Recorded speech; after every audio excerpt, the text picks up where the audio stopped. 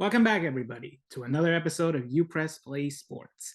I'm your host and news editor, Richard Pereira, and joining me today is sports editor Cameron Priester and staff writer Zachary Watts. Hey, guys, it's been pretty much a pretty good week for FAU Sports, and how your guys' week's been? You know, uh, Pretty good considering where our mental state was after last week. All the sports seemed to be pretty down after their losses, but we laid out the groundwork for what needed to be done to raise our hopes, and I don't think we could have done a better job. But obviously, we'll dive more into that once we get into our sports topics.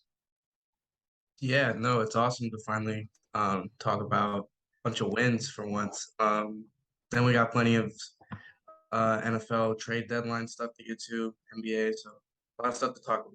Doing good. Yeah, definitely. And we're going to first start off with FAU Football. After their disappointing loss against UTEP, they bounced back with a 24-17 win over UAB.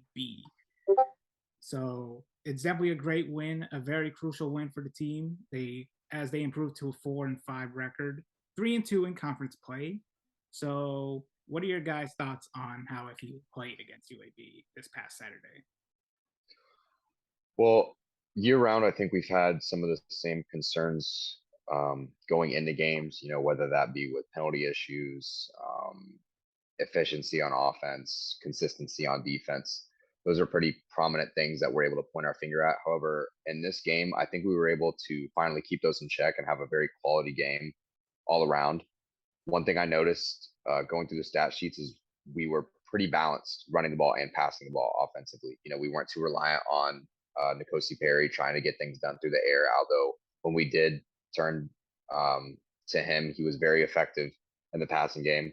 And on the ground, we were able to pick up around 172 yards on the ground. So that's what you like to see. As for penalties, only 5 penalties in total for 45 yards. If I were to nitpick and point out anything that I'd like to see some improvement on moving forward, would just be the third down efficiency. We were only 6 for 16 in that regard. But UAB is a quality team in this conference. They're kind of middle of the pack. Wouldn't say they're going to win the conference outright, but they are a quality team. And they were around our caliber, and we needed to play a complete football game in order to beat them. And the fact that we were able to pull that out how we did, especially coming off of last week's kind of upsetting moral loss, I feel like we did extremely well. And I was kind of proud coming out of that game, and especially moving forward.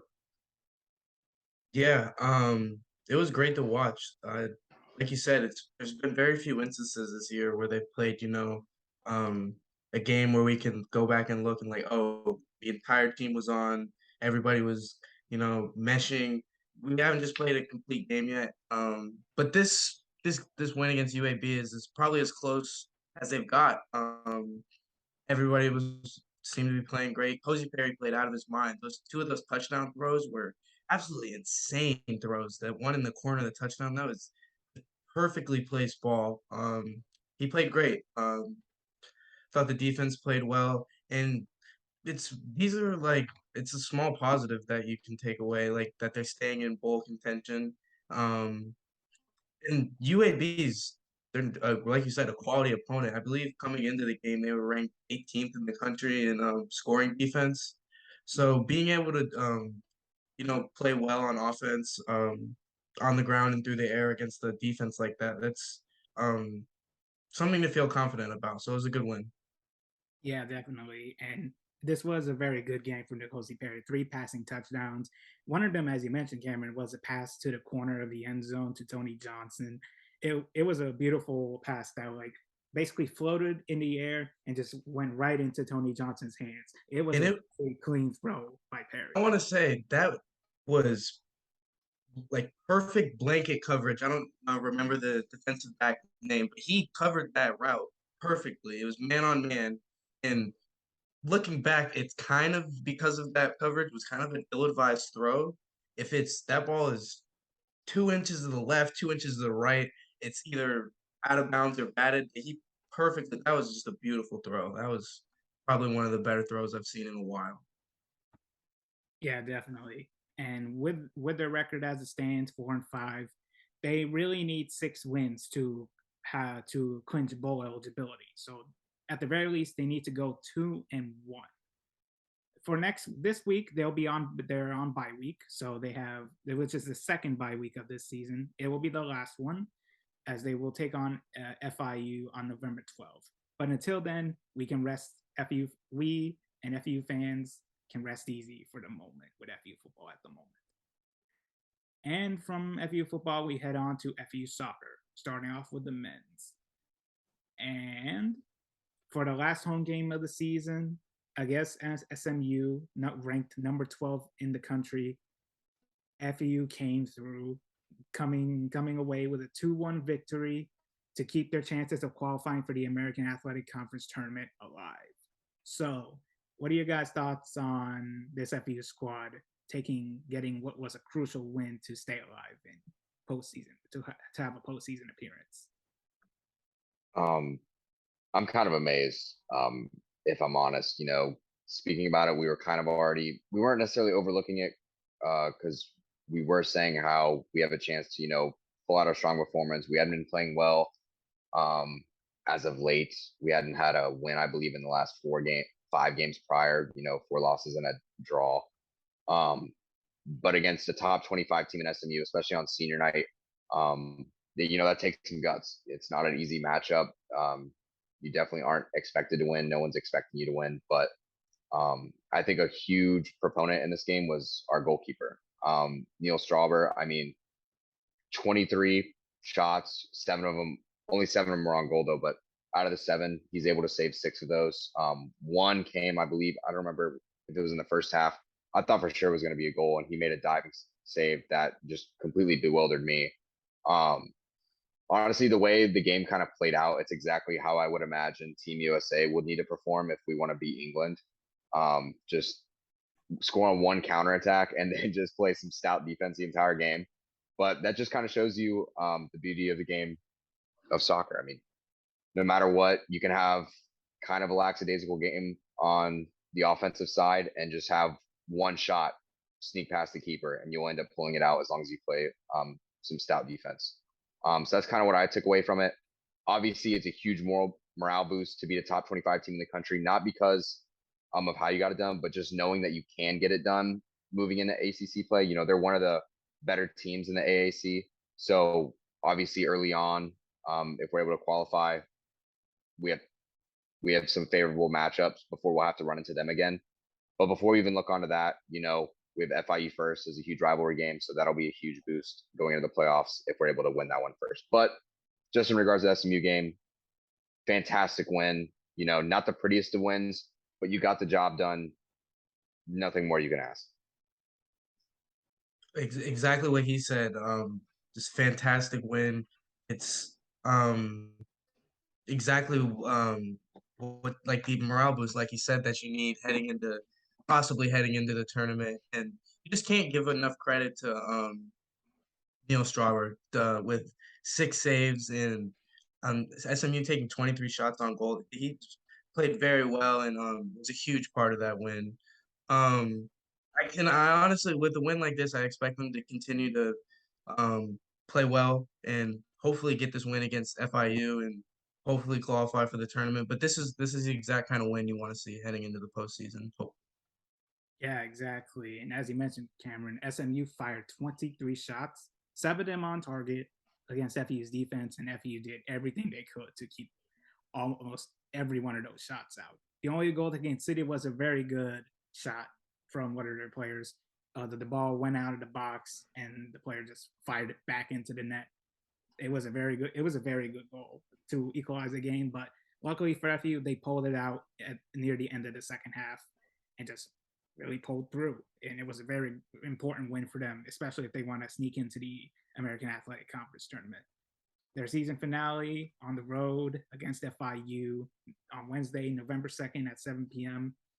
All FU needs to qualify for the tournament is a draw, or they'll have to, if they don't win, they have to look outside of their matchup with FIU, to hoping that UCF does not win against USF. So it's either a draw or a loss from UCF will pretty much pull FEU into the tournament. So definitely a lot of components circumstances revolving around FAU's chances of making it to the tournament. And moving on from men's soccer, we have women's soccer. They took care of FIU on Wednesday, October 26th, with a 2-0 victory for their season finale, and they qualified as the 5th seed in the Conference USA tournament. They first take on Louisiana Tech in the quarterfinals on Wednesday, November 2nd at 4:30 p.m. So what are your guys' expectations on how FE will do in the Conference USA tournament? Before I want to touch on the tournament, just to go over the FIU game, just shout out to Brie Austin. She's been amazing offensively this year. She ended up scoring another goal. I believe that was her sixth on the year. Seventh? Yep. Oh, it was seventh? Okay, yeah, her 7th on the year. Huge congrats to her. She's been playing phenomenally.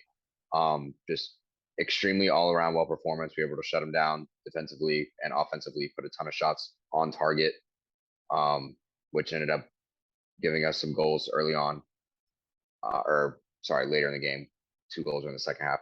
But tournament-wise, we're facing Louisiana Tech, who we actually didn't play too long ago, I believe. Yeah, we ended up playing in October. That was our pink out game, and we dropped that one. But if you want to go back and look at that game a little bit, we outplayed them. We had more shots on goal.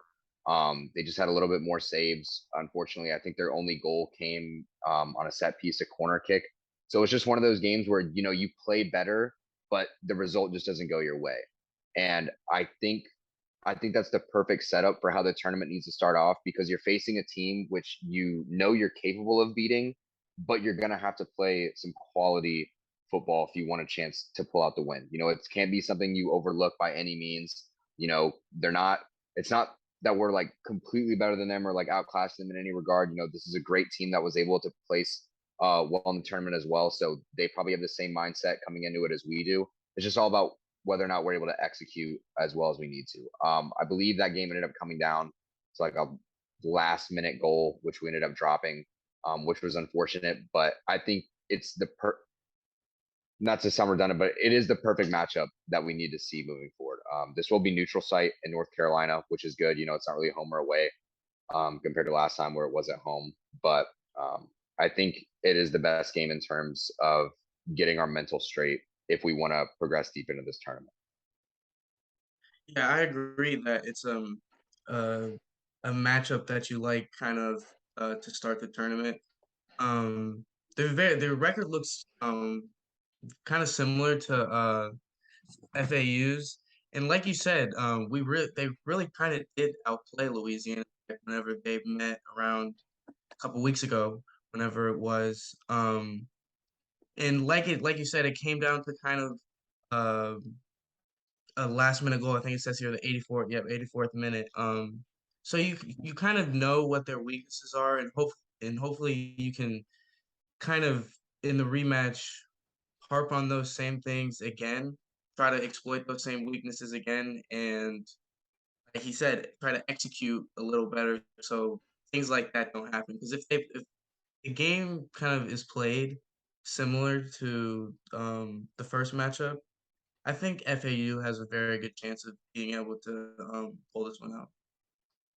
Yeah, when it comes to Louisiana Tech, it's only been 2 weeks since these two teams met. And as you mentioned, FAU wasn't able to get away with a win, in fact, losing 2-1. So knowing that the matchup was very recent in the past few weeks, there will definitely be a lot of adjustments made, because they're even though it's just a few weeks apart, they are still familiar because it has been very recent. So it gives FAU an advantage to know what to look out for their opponent that they already faced in the regular season. So it gives them a lot of things to expect and what to watch out for. So best of luck to them in the quarterfinals, and hopefully they can make a deep run in the process. And moving on from FAU sports, we head on to national sports, starting with the NFL. Definitely a lot of things happened in week 8. Miami's continuing to improve their record with Tua, pretty much getting back into rhythm, taking down Detroit 31-27. The Jets and the Giants are starting to slow down a bit, losing to the Patriots and the Seahawks in the process. The Bills continuing to make Green Bay's season more frustrating than it should have been to start off. And Monday night with Cleveland pulling out a 32-13 win over Cincinnati Monday night. So a lot of things have happened. So I want to know your guys' thoughts on these games and the other games that have happened throughout Week 8. Um, I'll just bring up because the trade deadline did officially come to an end at 4 p.m. The two teams that I really want to discuss in terms of improvement are the Dolphins and the Eagles. They did exactly what they needed to do.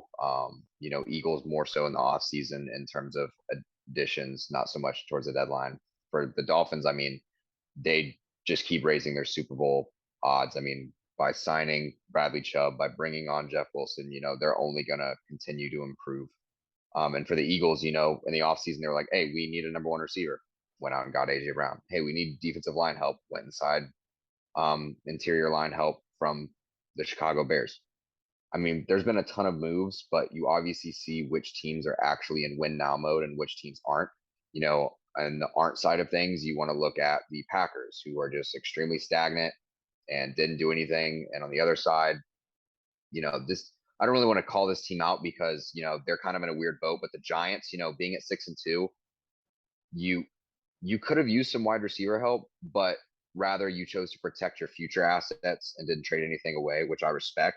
However, I feel like you could have made a decent push given with how good Daboll's had things, ride the hot hand, see what you can do. But then again, I'm not in a managerial position, and this is why I don't get paid to make these moves. But yeah, just my quick little excerpt about the NFL right there. I'm interested to see what you guys have to say as well. No, about the deadline stuff. I definitely agree that the Eagles and the Dolphins moves, I think, make sense.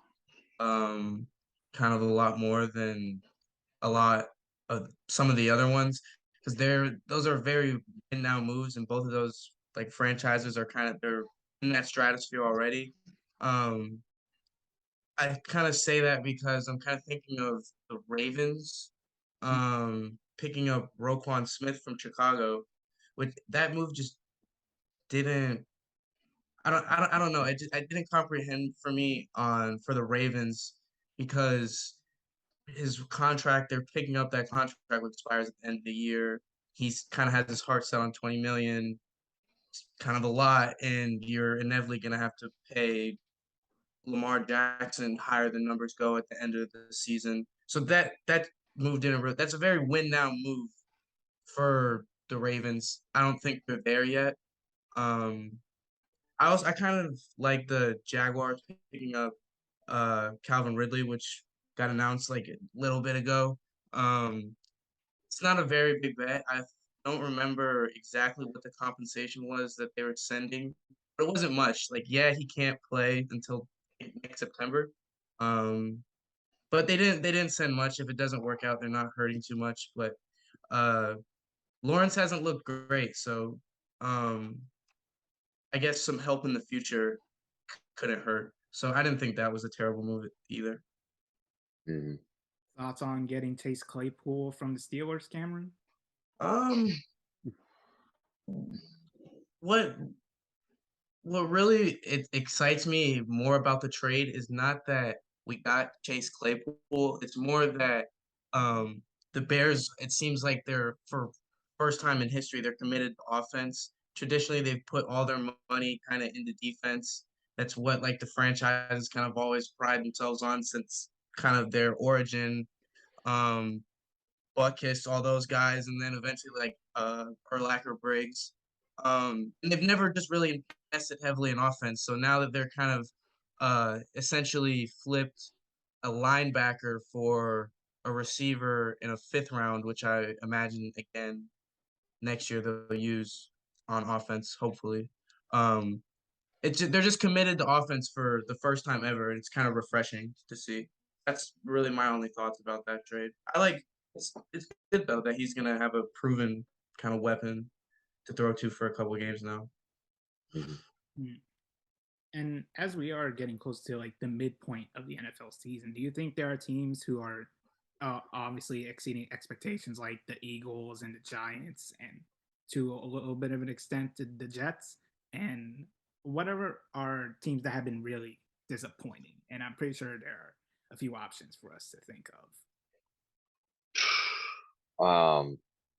I mean, just as a Patriots fan, I'm kind of disappointed that we're last in the standings, considering we made the playoffs last year. The worst circumstance because we're at like a 500 record, 4-4, I think. Very true. Yeah, it doesn't help that the rest of our division decided to completely step up in terms of just talent and play level. I also don't believe in bringing on a defensive coordinator to become your offensive coordinator. I'm looking at you, Matt Patricia. Please change your play calls for the love of God. Across the league, though, the Titans kind of surprised me. They started off 0-2, now won 5 straight. They've been playing extremely well as of late.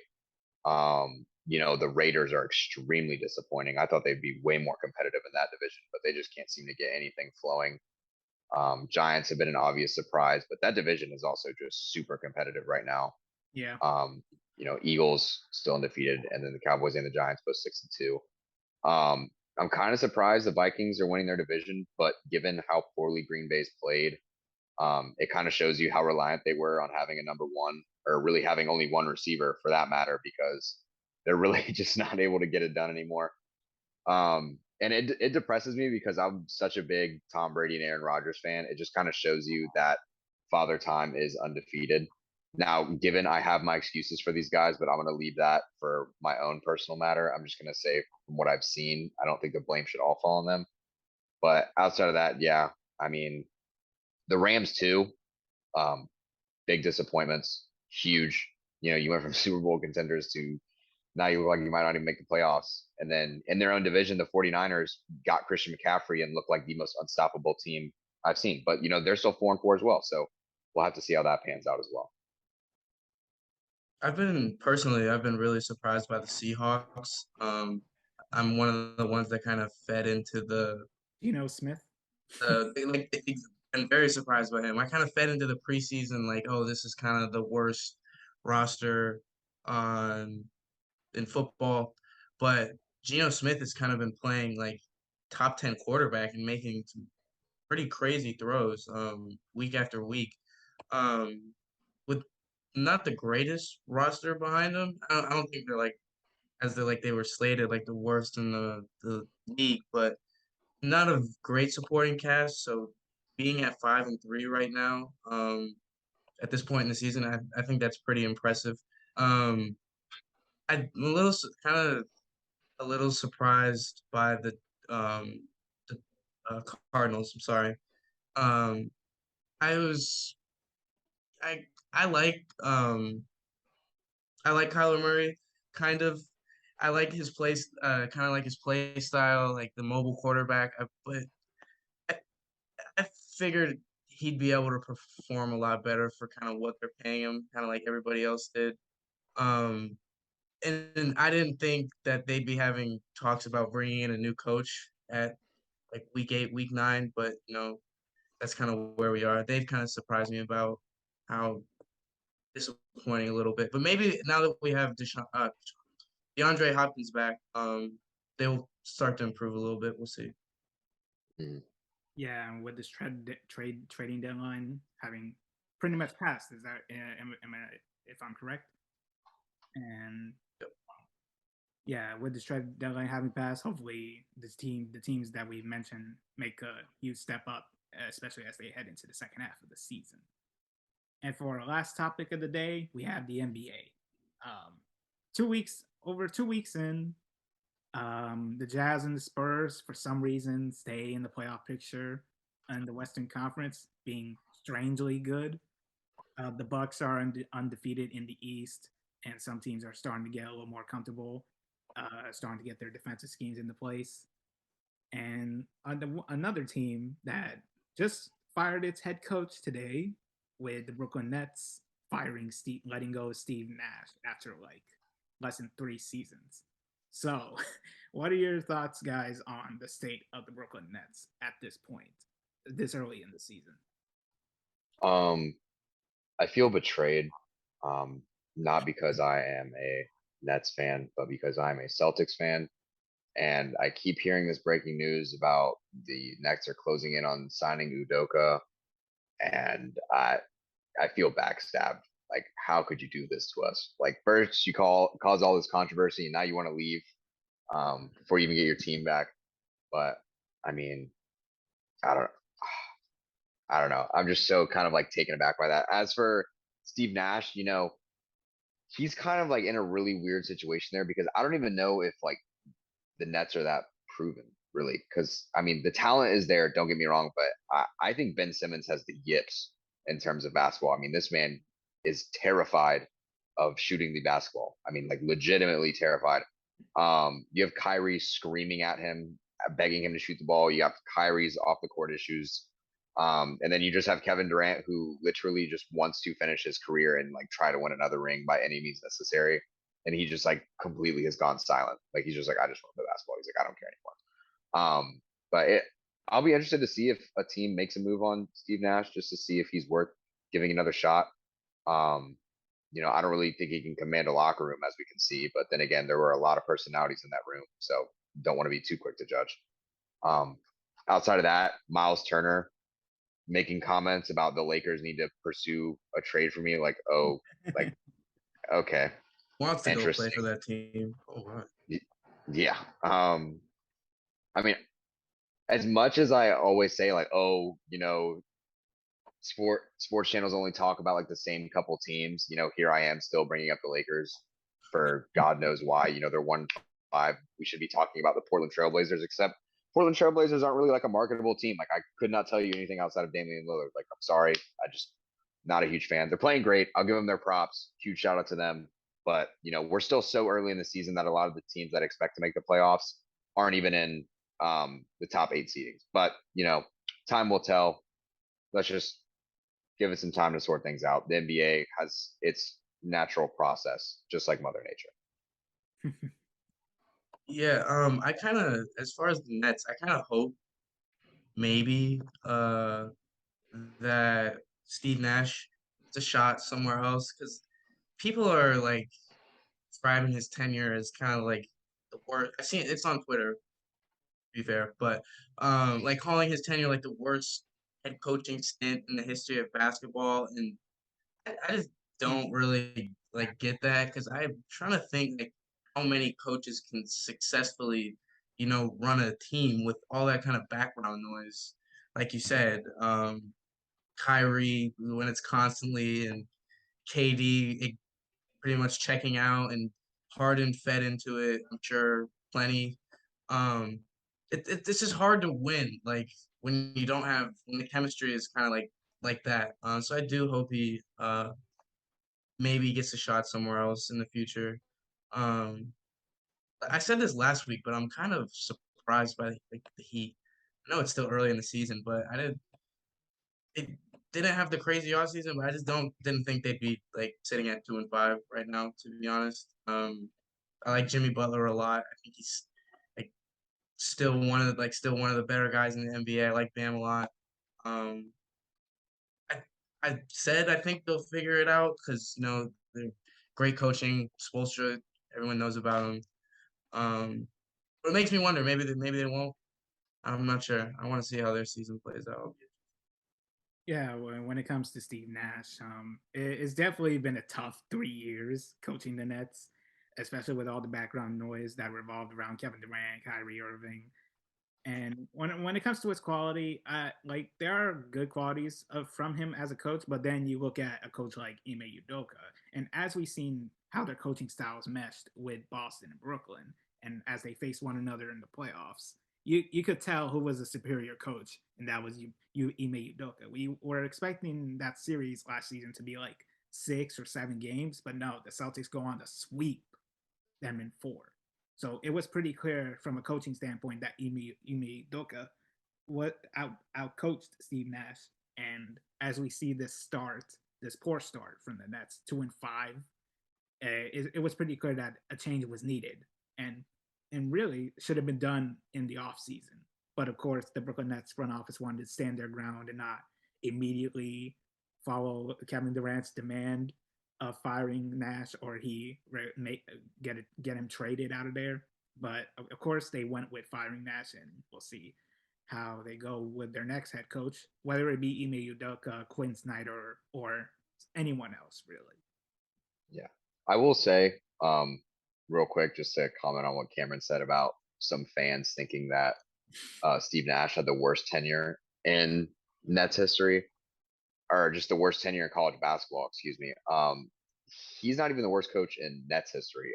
If they even remember, John Calipari got a coaching stint for the Nets and went 72 and 122. I just had to look that up to confirm, but yeah, he probably had one of the worst tenures there.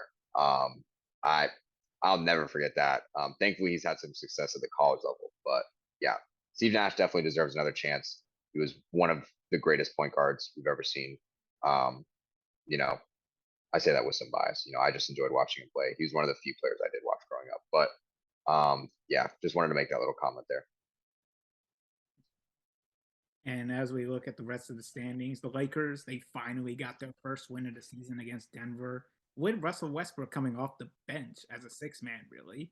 And so far, with the small sample size we've had of him coming off the bench, he's been doing good.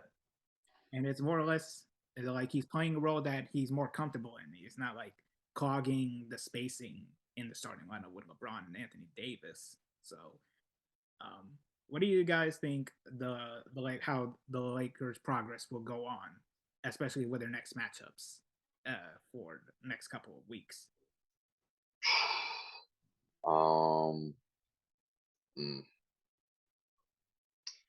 It's hard to say because even though on paper I'd give them a chance against the majority of these teams, it's all about consistency at this point. It's easy to say after one game. I'm sure Lakers fans took to social media and said Russell Westbrook sixth man of the year.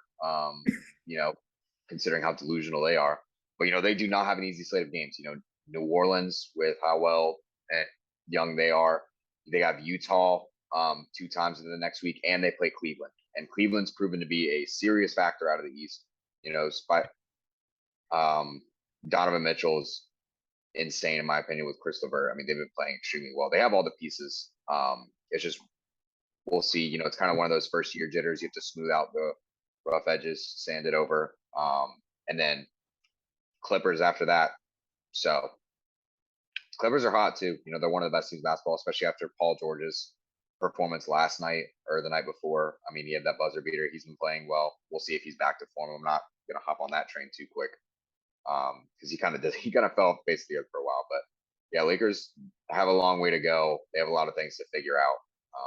But I'm rooting for them. I can't see LeBron James go down like this. I just can't. My heart can't take it. Yeah, like you said, it just doesn't. It's been rough already, and it doesn't exactly get any easier anytime soon. So I think if like the trend continues, maybe some sort of move, as in like a trade, is in the future for the Lakers if they're are kind of in like a salvage the season kind of mindset. And if Russell Westbrook improves, I think, or not improves, but starts playing more like his old self a little bit, I think that kind of makes the possibility greater because the his trade value will then like be. It's nothing I'd say really right now. I'm not sure any team wants to take that on, but maybe it's not even Russell Westbrook. But I think they'll try to do something to try to just get a lineup out there that can somehow win games because they can't exactly figure out one right now. Yeah, it's definitely an interesting situation for the Lakers, and hopefully, we're finally making the decision to move Russell Westbrook to the bench as a sixth man, and having a more balanced lineup on the floor to start the game and to close out. Definitely will be interesting to see how the Lakers take care of these next couple of games for the next couple of weeks. And yeah, that pretty much same goes for every team. We'll see how they progress as the season starts turning up. With that, that'll be it for this episode of UPressPlay Sports. Make sure to hit like and subscribe. Click the bell to keep up with notifications from us.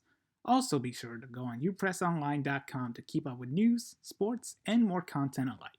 To follow us on Twitter, it's for me, at Rich26Pereira, for Cameron, at PrehistorCameron, and for Zach, at ZachWatts1_. Thanks for watching, everybody, and have a great day.